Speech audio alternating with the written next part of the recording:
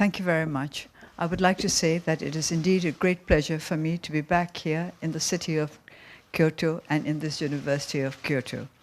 When I came to Japan for the first time 30 years ago, almost to the day, because I came in October 1985, my young son and I were welcomed by this city and by this university.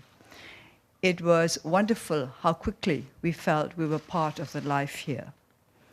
And it is amazing that even now, after 30 years, when I was in Tokyo, I found that I'd forgotten all my Japanese. But when I came to Kyoto, 少し少しわかります。And there is a magic about this place. It is its beauty, its history, its culture, and with regard to the university, its academic excellence and its international reputation. Its international reputation is based to a large extent on its capacity to engage with and to absorb the many scholars from all across the world who have visited this university. I know what a rare prize it is to be awarded an honorary doctorate from this university, especially since this is the first time somebody with no real achievements in science has been awarded such a degree. But of course, the science of politics, which is really the science of people trying to live together in a civilized society, is fundamental for the promotion of other scholarly works. Without peace and without freedom, we will not be able to achieve academic excellence. We need peace, we need freedom. We also need the affluence that will enable us to do the kind of research that pushes the world forward and that will elevate the status of human society. When I was told that I was going to be awarded an honorary doctorate, I wondered whether it was going to be in law. But this is an unusual doctorate because it is for what I have done for the advancement of democracy in my own country and, as the President kindly said, in the world at large. Advancement is the correct word because we have not yet reached our goal. In a sense, with democracy, we can say that we will never reach our goal. Our goal has to be beyond reach because we have to keep working towards it. Once we stop working for democracy, democracy will fade away. It is like an unused muscle. We have to keep it exercised all the time.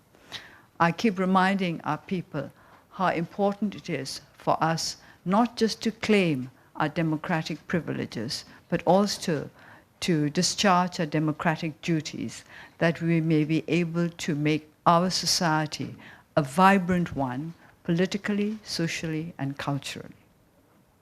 Kyoto is a great center of culture. And before we came into this room, the chairman and I were discussing the importance of culture and cultural exchanges. Culture is something that we can keep alive only if people believe in it. You can't force people to preserve a culture. You can force them only externally. You can lay down rules and regulations. You can promulgate laws that force people to keep to a certain type of culture. But it will be just a dead visage. It will be not alive, it will be not real and genuine.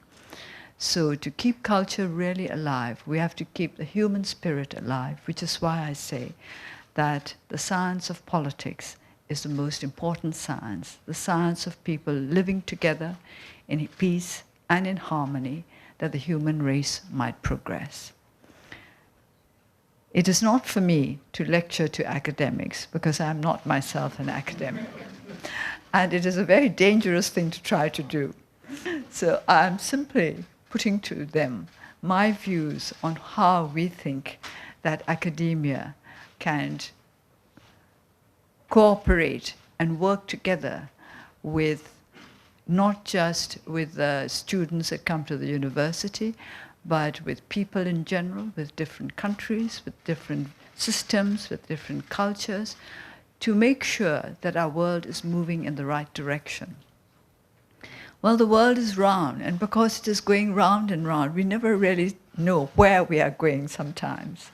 And this is a mystery and a challenge. We hope that we're going in the right direction. We can never be sure.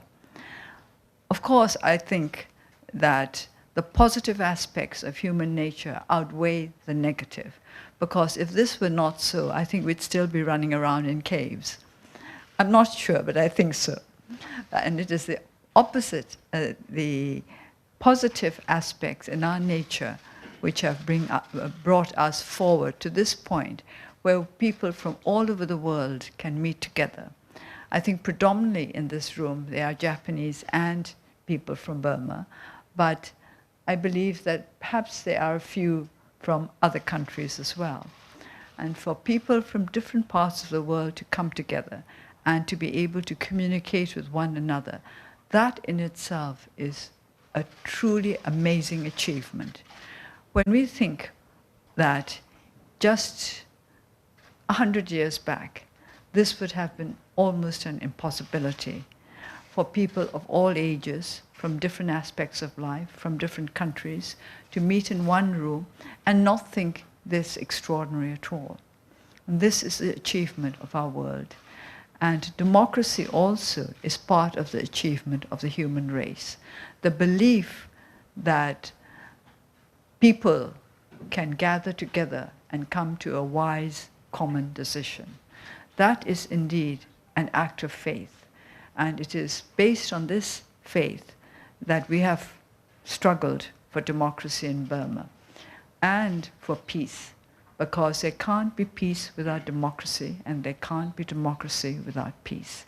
We have just started out on the road to stabilizing our democratic roots and to achieving peace, which has long eluded us for our country. We hope that the time is not far when we can say we have achieved peace for our country and we have strengthened the democratic roots of our society, so that coming generations may be secure in the knowledge that their country will be shaped as they would wish it to be. And for this, we would like to thank our friends from all over the world who have helped us in various ways. And among those friends who have helped us is Kyoto University. When I came here in 1985, the movement for democracy had not yet started. But yet, Kyoto University was kind enough to welcome me and to treat me with no less consideration than I am treated today. In fact, I think I was treated more warmly and more as a human being 30 years ago than I am now as a representative of a government. I don't know why people want to be representatives of governments, because I think it's much better to be just yourself. I've always found that people are much warmer towards you, and the way in which the people of Kyoto took me to their hearts 30 years ago, that could not be bettered in any way. So I would like to conclude by saying thank you to the university, thank you to the people of Kyoto. Thank you.